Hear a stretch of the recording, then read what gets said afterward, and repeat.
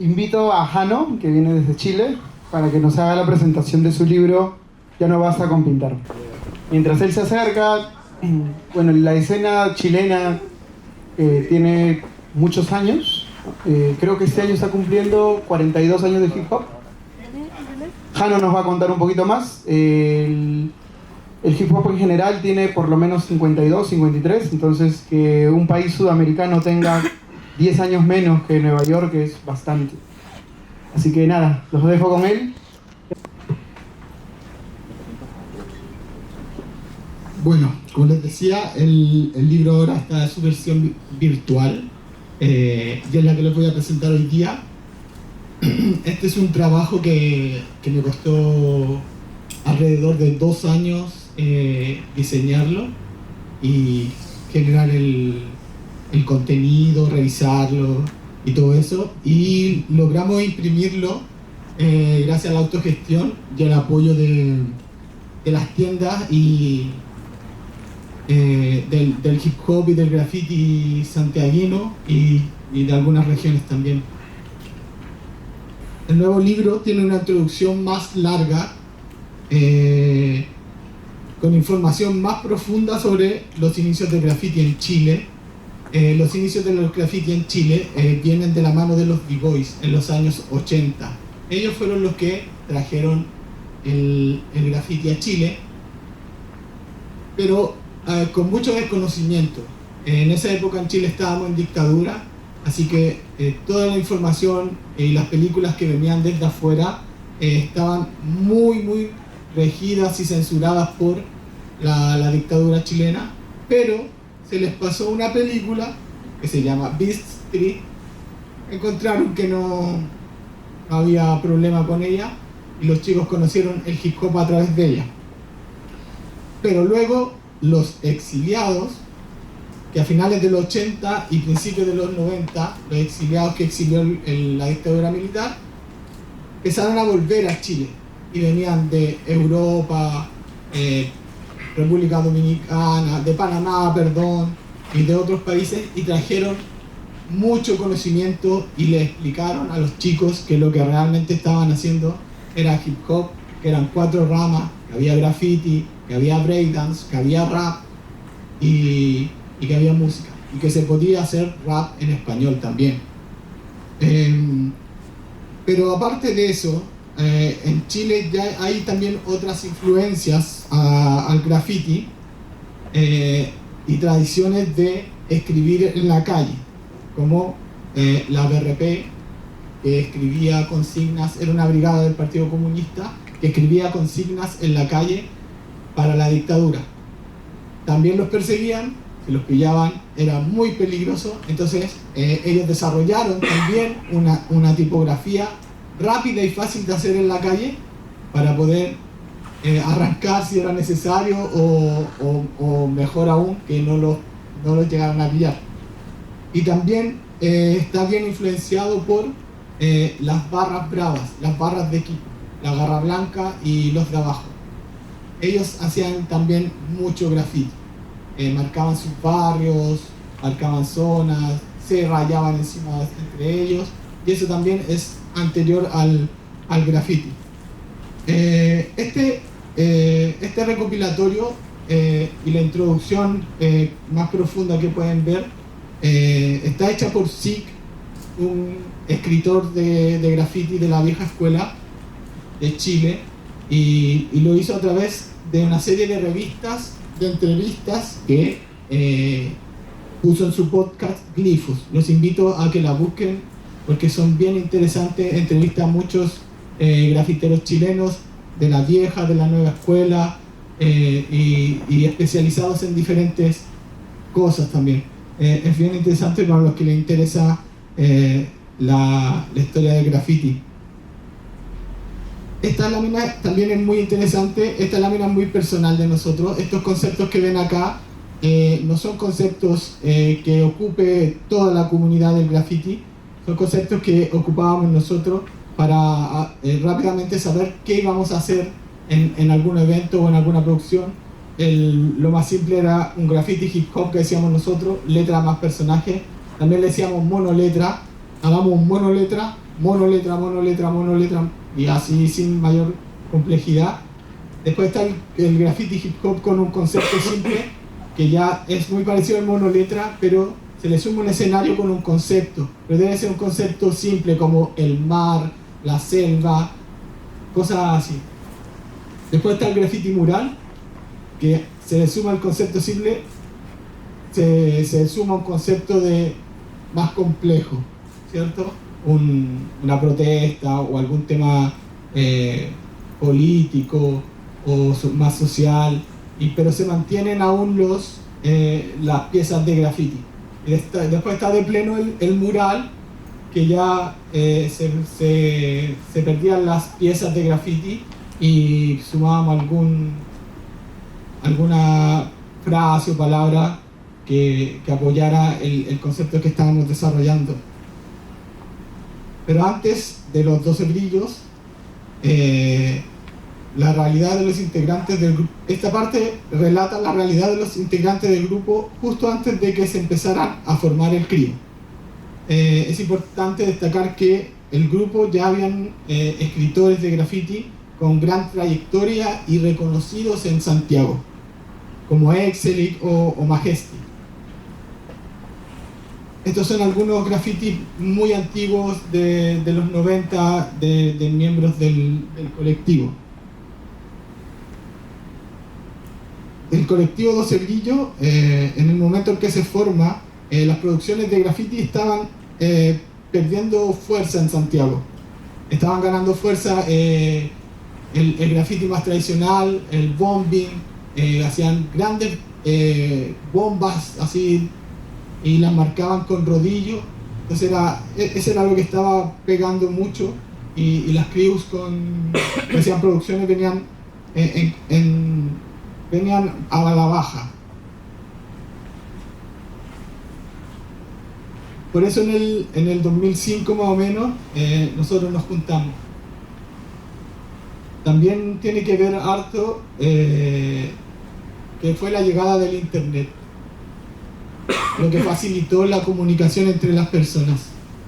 Nosotros ya con la llegada del internet nos podíamos comunicar a diario, a cada rato, por Facebook o porque habían celulares también. Era mucho más simple, como antes, que había que llamar a la casa, te contestaba la mamá y era muy vergonzoso, o de pleno no lograbas comunicarte. Ahora ya podías llamar a alguien y lo llamabas a su teléfono, él te contestaba.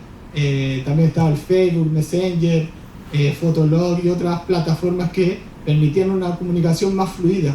Nos podíamos poner de acuerdo más fácilmente. Acá nosotros generamos una amistad para pintar producciones, y el objetivo era súper simple. Queríamos ser parte de la escena y volver a pisar fuerte en la escena del graffiti. Ahí nos dedicamos a pintar producciones de graffiti, y con mucha fuerza en diferentes comunas de los integrantes del crew, y eso con las nuevas plataformas de las redes sociales nos posicionó rápidamente en la escena. Aquí les voy a pasar rápidamente para que ustedes vean y entiendan la cantidad de graffiti y producciones que hicimos en esos años. Aquí pueden ver lo que les decía, producciones muy largas, con algunas con conceptos, pero no había todavía una búsqueda más allá. Siempre era como más en el graffiti hip hop, que denomino yo, que es este graffiti que nos llegó a nosotros desde New York, junto con el hip hop.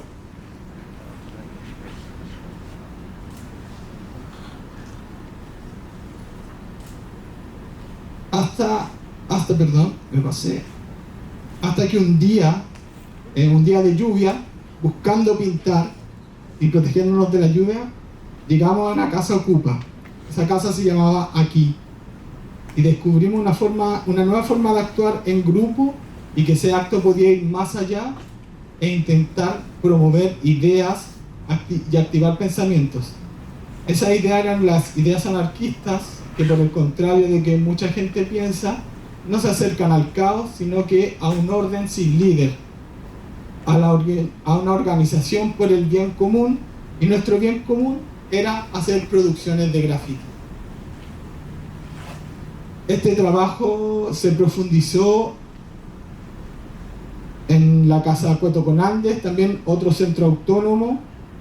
En estos lugares aprendimos a autogestionarnos, a hacer algún evento. Si necesitábamos una escalera, hacíamos un evento, nos comprábamos la escalera. Si necesitábamos pintura también, y así. Entonces vivimos un momento muy bueno, pero también momentos muy difíciles por la represión. La casa aquí la desalojó Carabineros, obviamente una casa ocupa, entonces siempre estuvo ese riesgo. Y Cueto con Andes, por un evento que se denominó el caso Bombas, donde un anarquista explotó con una bomba, la allanaron y perdimos también muchas cosas. Pero más allá de eso, estas ideas también se ven reflejadas en nuestra nueva manera de pintar. Empezamos a pintar de otra forma. Estos son algunos muros de exposiciones y eventos que hacíamos en Cueto con Andes. Aquí pueden ver un graffiti de Exelic, Majestic y X.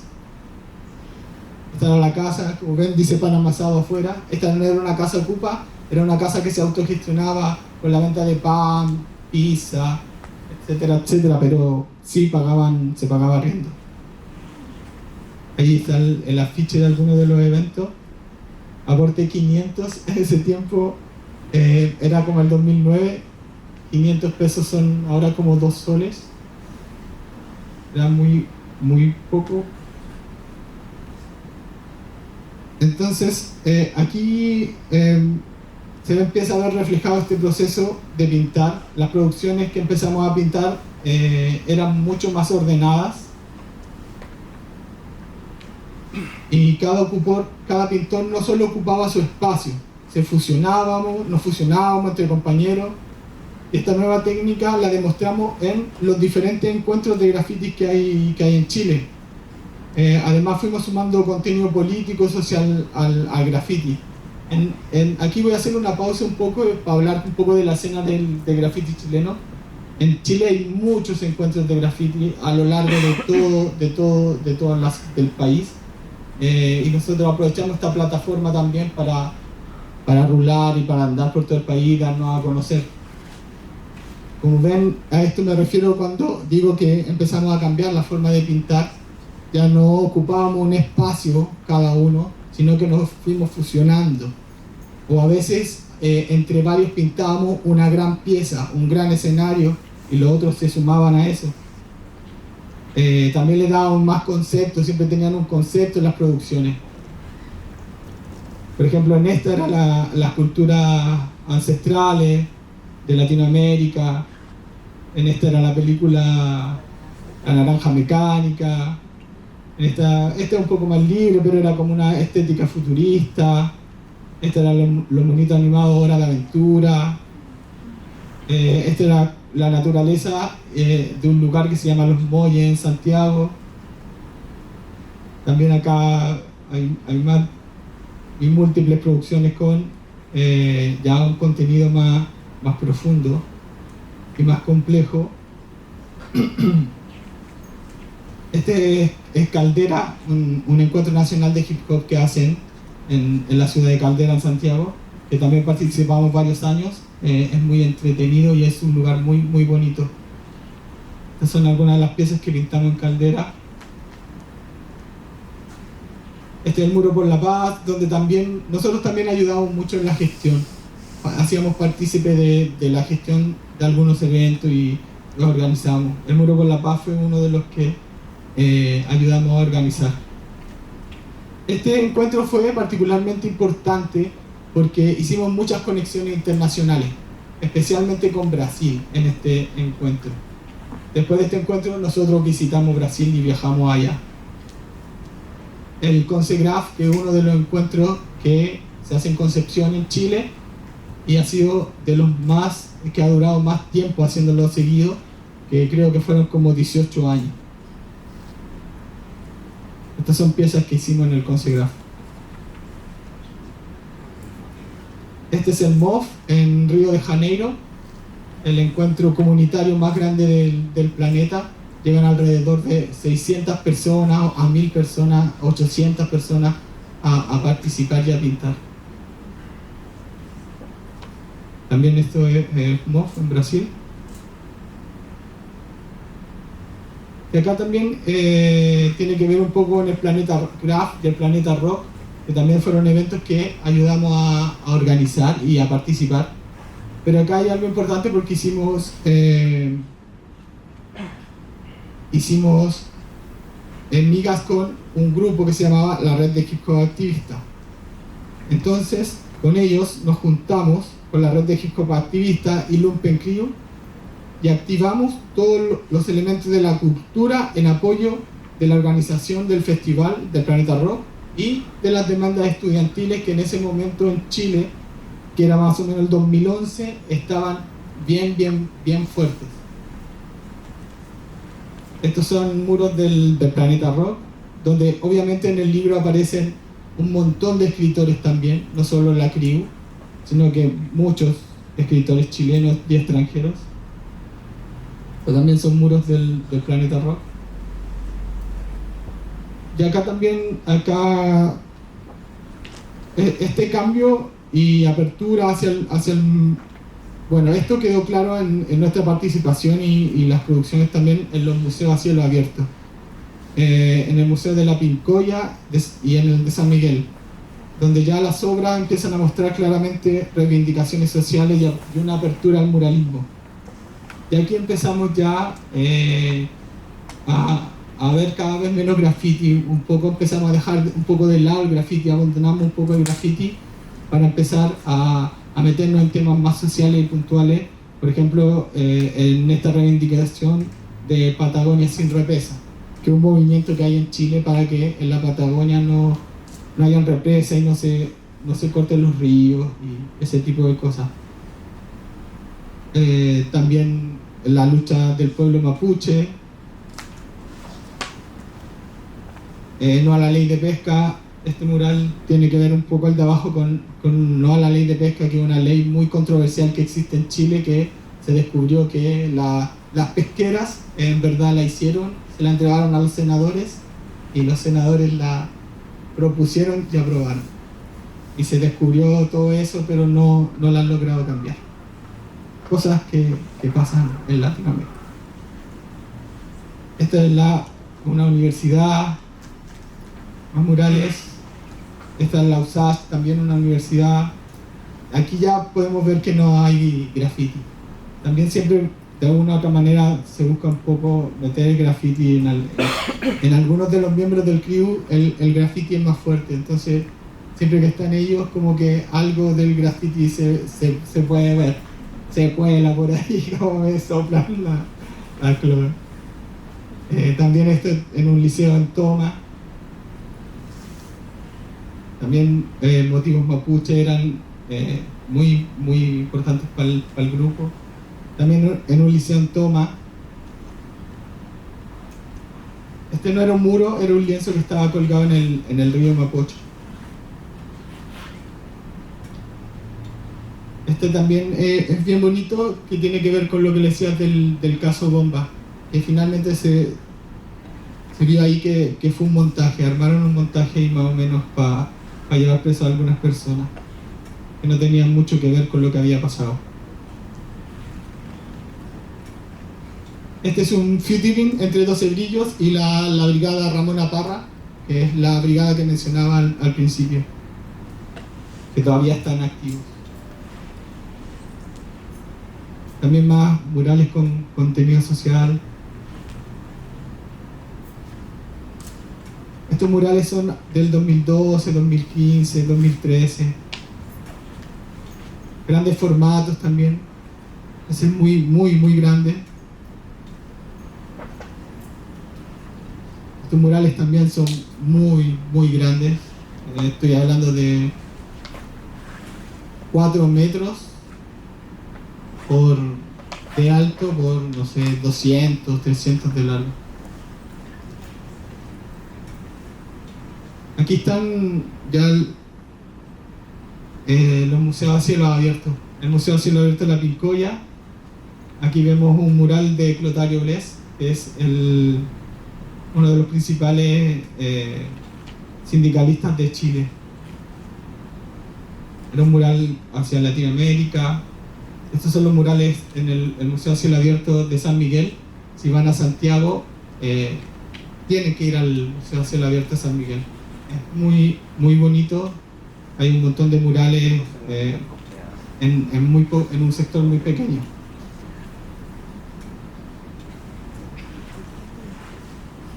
Y acá este es interesante, el único mural que desglosamos y entregamos toda la información críptica que tiene el mural. Este cambio y apertura al muralismo nos permitió varias veces viajar a Argentina y participar de varios encuentros de muralismo, conocer a su escena y principalmente conectar con nuestro hermano Freddy Filete, que él rápidamente se transformó en un referente para nosotros y en un amigo, y cuando pintábamos con él nos cambiábamos el nombre a 13 Brillos cuando él estaba con nosotros. Pintamos muchos murales también en Argentina. Todo eso está ahí.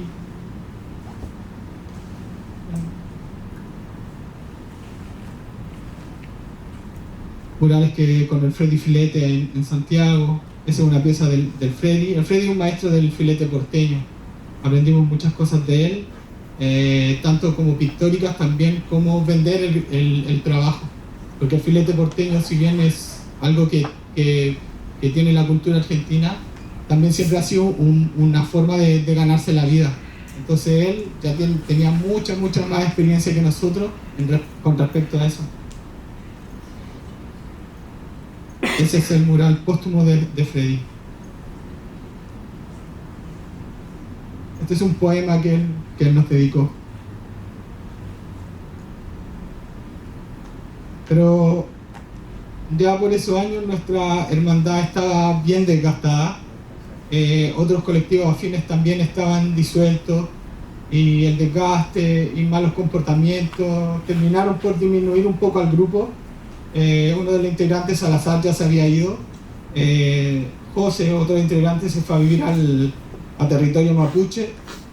Sol y Exelic, que eran también integrantes muy importantes, deciden alejarse un poco del grupo. Y en el 2017 fallece nuestro compañero argentino Freddy Filete. Pero nuestro alejamiento siempre fue a media, siempre estuvimos pintando, algunos juntos o no. Y ya en el 2019 llega la revuelta popular, y eso para nosotros fue súper importante, porque nos dio un piso y sentimos que todo este trabajo que hicimos sí tenía como una respuesta de la gente, y sí había en la gente esa rabia y esa incomodidad hacia ese tema.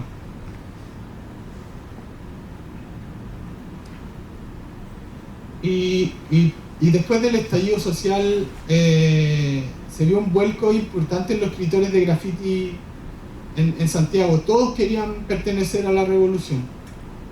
Nosotros no teníamos esa urgencia. Disfrutábamos el momento, no pintamos mucho, tampoco compartimos muchas cosas en las redes sociales, pero sí fuimos muy parte del movimiento. A veces eso puede reemplazar al spray y al rodillo, pero nuestras convicciones estaban súper claras. El mensaje y la lucha siguen teniendo sentido para nosotros, y siempre va a ser una oportunidad para que los 12 brillos se junten a pintar de nuevo. Y volvimos a pintar también nuevamente. Pero no hemos metido el tema político fuertemente aún. Nos volvimos a arropar en nuestro viejo amigo, el graffiti. Y así hemos estado últimamente. Estas son algunas de las últimas piezas y producciones que hemos hecho. Aunque sí, a veces también le metimos un poco ahí de política también. Esto lo hicimos en el Mapocho, es un muro bastante grande.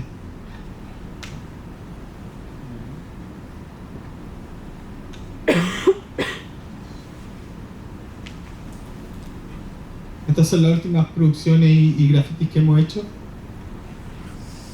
Y para terminar les voy a mostrar las últimas grandes producciones que hemos hecho. Estos también ya son muros muy grandes, pero como ven si tienen un concepto y una cohesión importante, no tienen un concepto político o social. Y eso es lo que muestra el libro. Muchas gracias por escuchar y ver.